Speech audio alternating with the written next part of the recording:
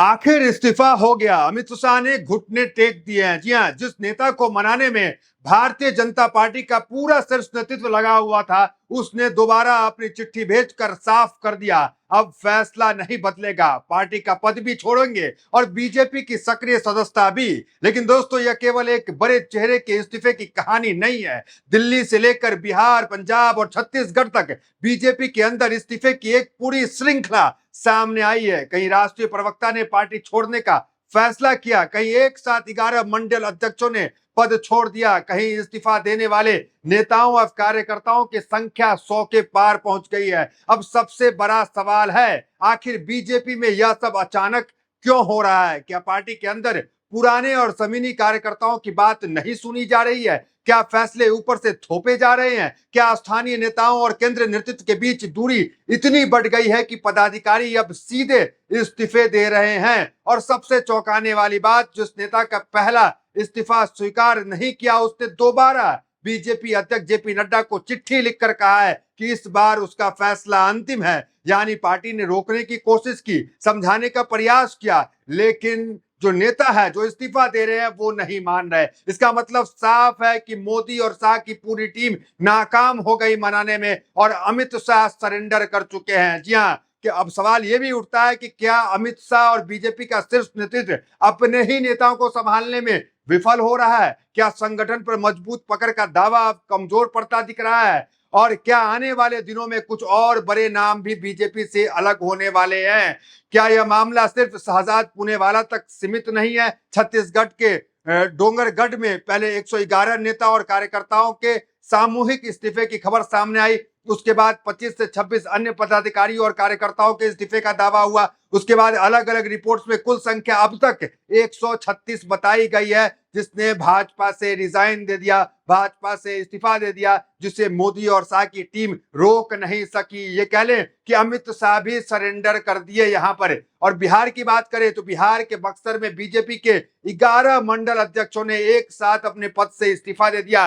पंजाब के फिरोजकोट में मंडल प्रधान सहित करीब 10 पदाधिकारी ने पद छोड़ दिया है। पंजाब बीजेपी के वरिष्ठ नेता सुखविंदर पाल सिंह ग्रोवाल ने भी 3 दशक से ज्यादा पुराना साथ समाप्त करने का फैसला किया। अब अभिनेता और बीजेपी नेता जो पश्चिम बंगाल में, आप जानते हैं, अभी हाल ही में जो है वो बीजेपी ज्वाइन किए थे, देव ने, उन्होंने भी पार्टी छोड़ने का ऐलान कर दिया। तो क्या बीजेपी में इस्तीफे की झड़ी लग चुकी है? क्या छोटे पदाधिकारियों की नाराजगी धीरे धीरे राष्ट्रीय नेतृत्व तक पहुंच रही है? और क्या अमित शाह को अपने ही संगठन के सामने पीछे हटना पड़ रहा है? ये तमाम सवाल खड़े होते हैं। अगर हेडलाइंस की बात करें कि क्या कुछ चल रहा है, वो आपको हम एक बार दिखा देते हैं। देखिए, एक लाइन से हेडलाइंस है, शहजाद पुनेवाले के इस्तीफा से लेकर अभिनेता देव के इस्तीफा, छत्तीसगढ़ में 136 इस्तीफे, डोंगरगढ़ में 26 पदाधिकारी का इस्तीफा, बिहार के बक्सर में 11 मंडल अध्यक्ष का इस्तीफा।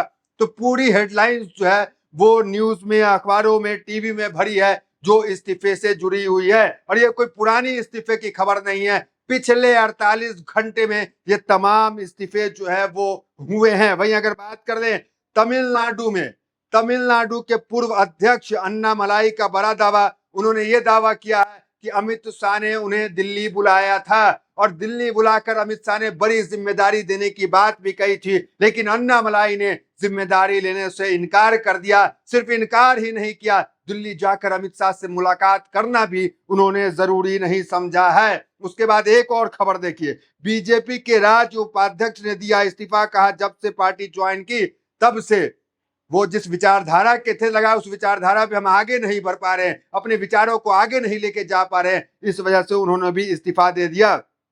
सबसे पहले तमिलनाडु की बात करते हैं। क्या खबर है, अमित शाह ने क्यों बुलाया उन्हें और क्यों उन्होंने अमित शाह के दावत को ठुकरा दिया, जो दावत था कि बीजेपी में बड़ा पद देने की बात कही जा रही थी, बड़ी जिम्मेदारी देने की बात कही जा रही थी। खबर, पूर्व तमिलनाडु बीजेपी के अध्यक्ष और वी द लीडर आंदोलन के संस्थापक के अन्नामलाई ने बड़ा खुलासा किया। उन्होंने बताया कि गृह मंत्री अमित शाह ने उन्हें दिल्ली आकर बड़ी जिम्मेदारी संभालने और वहां 3 साल से ज्यादा समय तक रहने के लिए कहा था।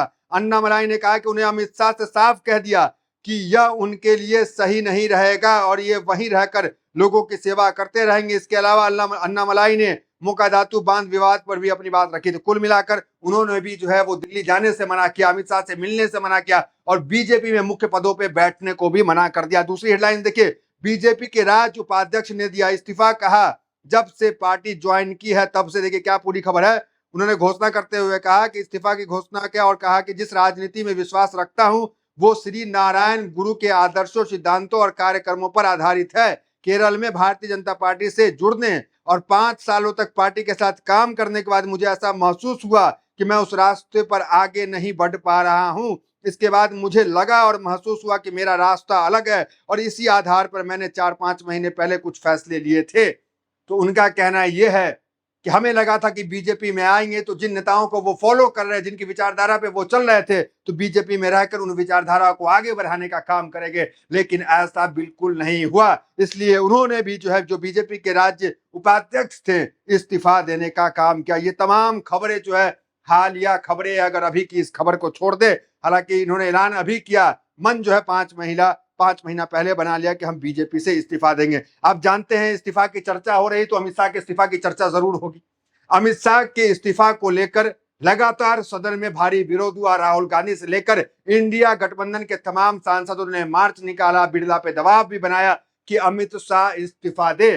कारण क्या था अमित शाह के इस्तीफा मांगने का? वो कारण आप जानते हैं कि अमित शाह गृह मंत्री हैं देश के, और अमित शाह की गृह मंत्री रहते हुए जो छात्र आंदोलन कर रहे थे जंतर मंतर पे, उन पे लाठीचार्ज हुई, उन पे आंसू गैस के गोले छोड़े गए, उन पे पैलेट गन का इस्तेमाल किया गया। और इस आदेश को कौन देता है? गृह मंत्री देता है। दिल्ली की पुलिस किसके अधीन है? गृह मंत्रालय के अधीन है। बीएसएफ किसके अधीन है? गृह मंत्रालय के अधीन है। तो अमित शाह ने आदेश दिया था जो छात्रों पे पैलेट गन चलाया जाए, आंसू गैस के गोले चलाया जाए, वाटर कैनन का इस्तेमाल किया जाए। तो इसको लेकर विपक्ष अमित शाह का भी इस्तीफा मांग रहा था। हालांकि अमित शाह के इस्तीफा अब तक तो नहीं हुआ है, लेकिन विपक्ष का दबाव लगातार जारी है कि अमित शाह वो जिम्मेदारी ले और इस्तीफा दे। इन तमाम इस्तीफे की बात तो हमने कर दी, और एक महत्वपूर्ण इस्तीफा आप जानते हैं, आंदोलन के बाद धर्मेंद्र प्रधान का इस्तीफा हुआ। मतलब आप समझिए, जो बीजेपी ये कह रही थी कि मनमानी तरीके से हम कानून पास करते हैं, हमारे पास बहुमत है, हमारे पास संख्या बल है,